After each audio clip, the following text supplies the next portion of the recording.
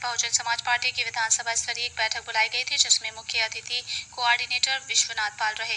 कार्यक्रम को संबोधित करते हुए जिला सचिव रामकुमार कुशवाहा ने कहा कि 2022 के विधानसभा चुनाव में राजबली जयसल को चौथी बार विधायक बनाकर विधानसभा में भेजकर मायावती जी को 5वीं बार सूबे की मुख्यमंत्री बनाना है। उन्होंने अपने संबोधन में ये भी कहा कि जब सूबे में बहुजन समाज पार्टी की सरकार हुआ करती थी, बहन जी मुख्यमंत्री के रूप में कुर्सी पर बैठती हैं तो सर्व समाज का विकास किया जाता है। प्रशासन पूरी तरह से चुस्त दुरुस्त रहता है। आज पूरे प्रदेश में जंगल राज कायम है, लेकिन मायावती की सरकार में कानून का राज स्थापित होता है। आज पूरा प्रदेश विकास से कोसों दूर चला गया है। संतोष कुमार पाल, राजू गौतम, श्याम सुंदर, निषाद, रंगलाल बिंद, राजेश्वरी प्रसाद मौजूद रहे। बहुजन समाज पार्टी आज कहां से कहां पर पहुंच गई और इस देश की राजनीति में केंद्र बिंदु बन गई और इस देश की एक लंबे अरसे से राष्ट्रीय पार्टी के रूप में बहुजन समाज पार्टी आज बरकरार है। आज स्थितियां थोड़ी सी बदली है, लेकिन हम जैसे आप जैसे लोग नौजवान साथी हैं इस पुराण की धरती के, आप लोगों ने 3 बार यहाँ नीला परचम लहरा करके माननीय राजबली जयसल साहब को विधानसभा में भेजा है। अब चौथी बार आपको जनवरी 2022 में विधानसभा का चुनाव होने जा रहा है। 4-5 महीने केवल शेष है।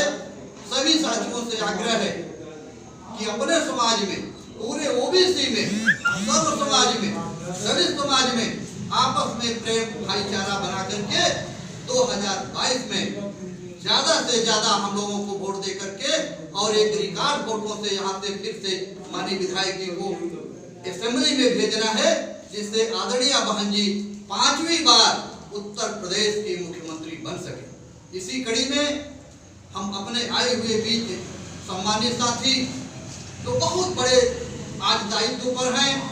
बहन जी का जिनको आशीर्वाद मिला है, आज इलाहाबाद जैसे मंडल, हैदराबाद जैसे मंडल को जो देख रहे हैं, ऐसे सम्मानित साथी जिनके वाणी से कार्यकर्ताओं में एक हौसला आ जाता है। मैं जानता हूँ आप बहुत अनुभवी साथी हैं।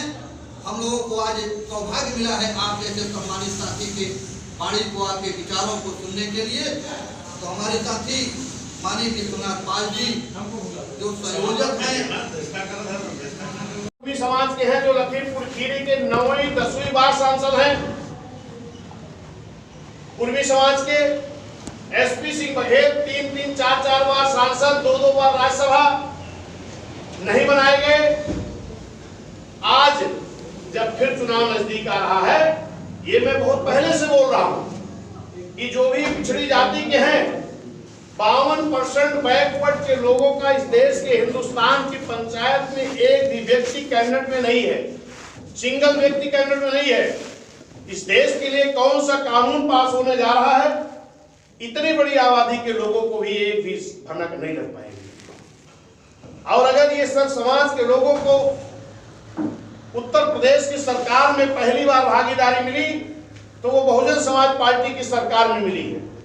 पहली बार जब शपथ माननीय बहन जी ली थी, माननीय काशीराम साहब शपथ लेने के बाद कहे, एक आर के चौधरी पासी समाज के थे जो बिना जीते कैबिनेट मंत्री बनाए गए थे।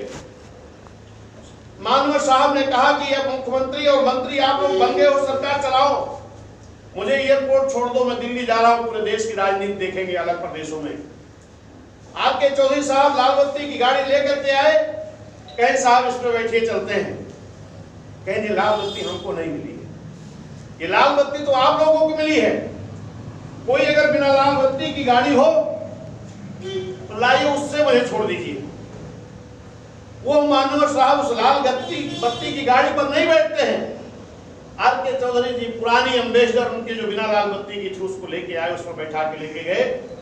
एयरपोर्ट के पास जब पहुंचने लगे, धन्य माननीय कांशीराम साहब गाड़ी रोके और पूछे कि जिस समाज का कभी मिनिस्टर नहीं बना था, लोनिया चौहान का बेटा लालजी चौहान भी आ रहा कि नहीं? कहीं साहब वो भी पीछे आ रहा। कहीं जिंदगी भर जिनको मछली मारने, नाव चलाने के नाम पर उलाहना दे करके लोग टिकट नहीं देते थे, उनका बेटा विभूति निषाद भी मंत्री बना है, आ रहा है कि नहीं आ रहा? कहीं साहब वो भी आ रहा है।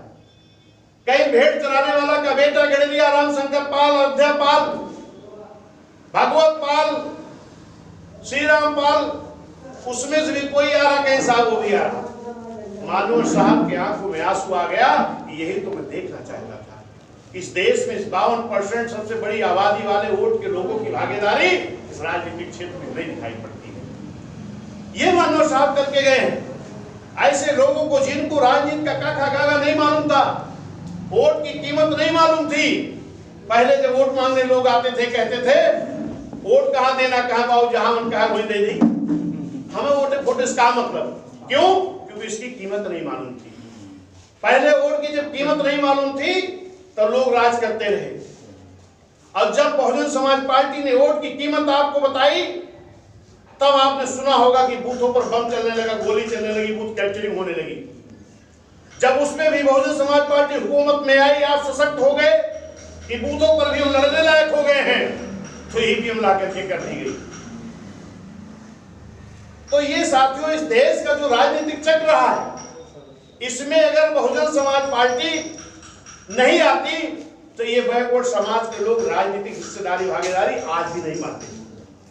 और आज जिस दल की बात कर रहे हो, क्योंकि मैं भी